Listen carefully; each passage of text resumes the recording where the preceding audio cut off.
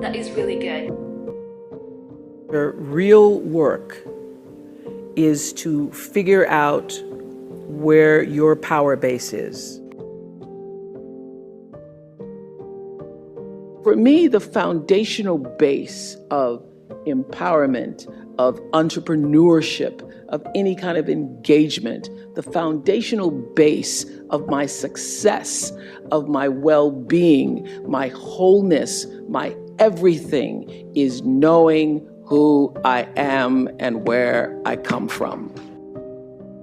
So I've always believed from an early age that I know who I am. However, I have come to understand that I didn't. And what's interesting is my definition at an early age of who I am was based on how I hear those around me define who I am. And most of our ideas, most of our beliefs come from either our parents, our family, our friends, our environment somehow. But what we sometimes miss along the journey is that if these people define things wrongly, what happens is that we end up taking those beliefs that we have gotten from them and assuming them as our own and leaving that as our truth. Along the journey of life, I can reflect and see how when I'm defining who I am, it's primarily been based on my career, my family connections, and where I am, whatever journey I am in life. But what I missed along the way is connecting the dots that who I am doesn't change. But if you reflect along my career and where I am in life, that's constantly changing as we grow, as we evolve, as I become more aware, that's constantly changing. And so here I was creating my identity of who I am from things that are changing. And that's what many of us do, who end up defining yourself as something that is external, something that can change. So last week I took 2 days off work. The goal of my time off was really to make sure that I got a chance to sit still and really start my vision planning process. Now, if you watch my vision video, the first part of it talks about really defining who am I and also what do I want. And I'd been procrastinating since I did that video. This is going to be about 3 weeks, if not 4 weeks, and I still hadn't begun my vision planning process. So that's just telling you guys, change is not easy. I think it's just being determined. So taking the time out to really sit still, I found a completely different understanding of the definition of who I am. And for the first time, it made me realize this is why we miss out on living our best life, because many of us have not had the chance to sit down and ask themselves, who am I? Now, if you think about it, my name is Mary and Iro. But ideally, Mary is a word, Iro is a word, and these were two words given to me by my parents at birth. But who am I? Who is the person who was being given those names? And being able to understand that where you are in life and what you're doing isn't you, and really taking the time to understand who am I, that there is the key to really breaking through and living the life of your dreams. Because once you identify that, then you can be able to create your values from that core of this is who I am, these are my values.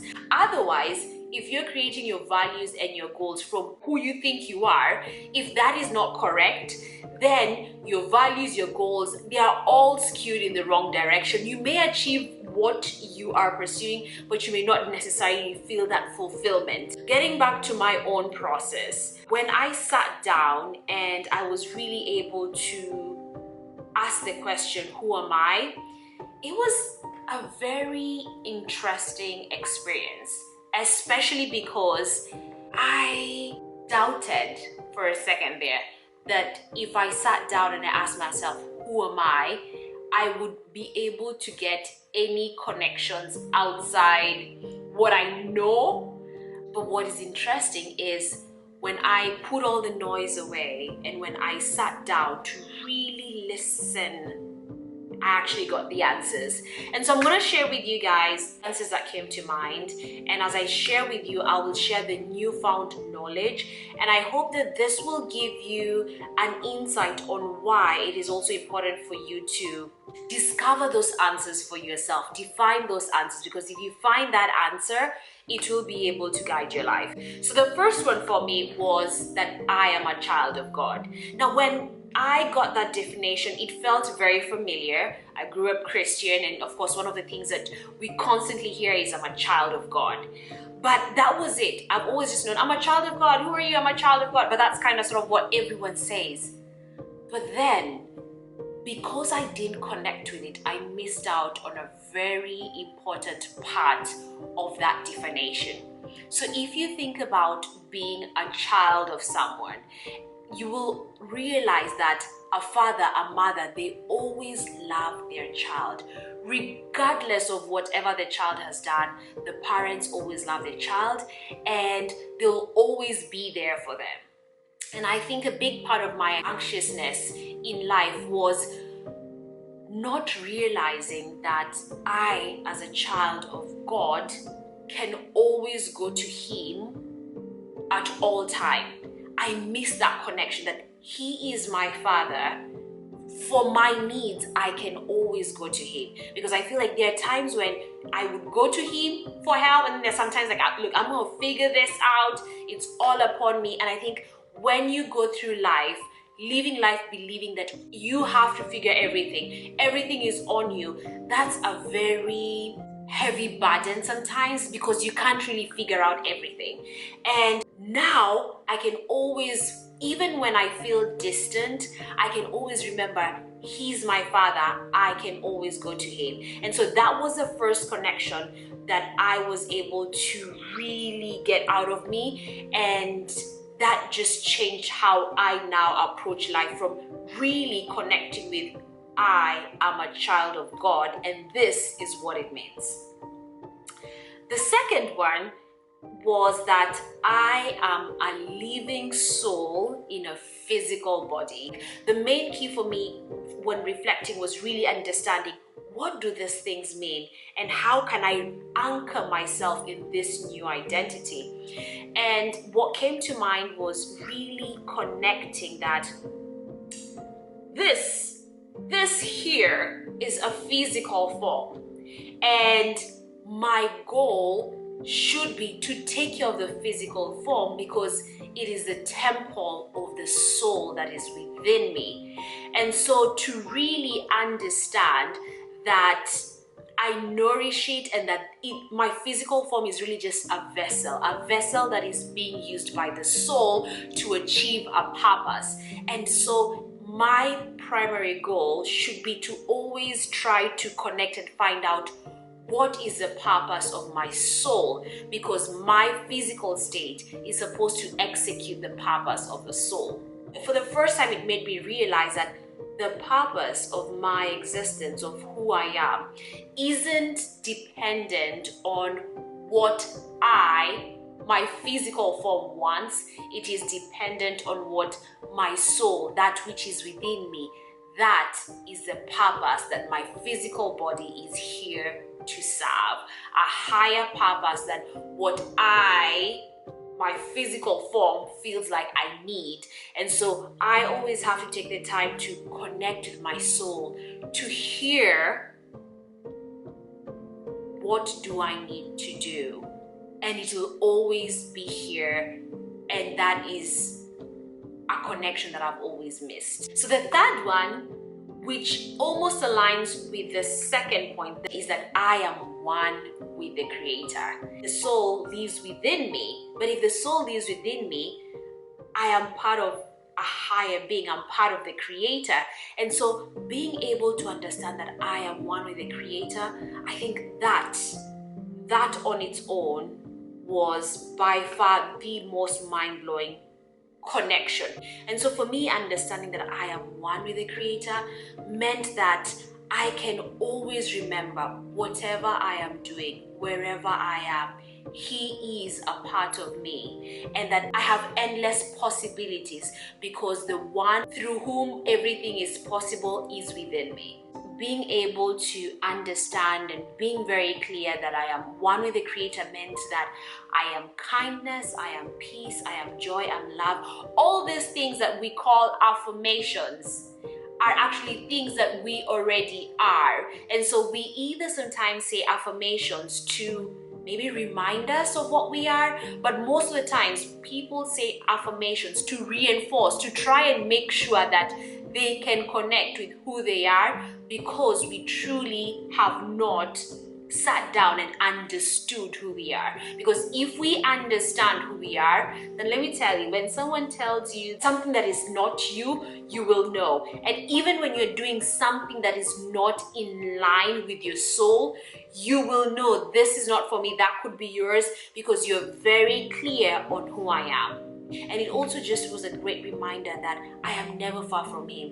Whether I am washing dishes, whether I am on a run, and that I can connect with Him at any time because I am one with the Creator. And so that shifted a lot of things, because there are times when you go through life and you feel like God is on a different level and you're on a different level. And so just being able to realize that even the good times or the bad times, or the times that I feel that He's very far, that He is near, that was very awakening. And then last but not least was that I am the co-creator and co-author of my life. As a physical body, I have thoughts. And so then those thoughts are the ones that also lead my life in the direction that it's going. But then there is a soul within me as well. And so it's the soul and my physical body, both are co-creating this life. And of course, my physical body encompasses my thoughts as well.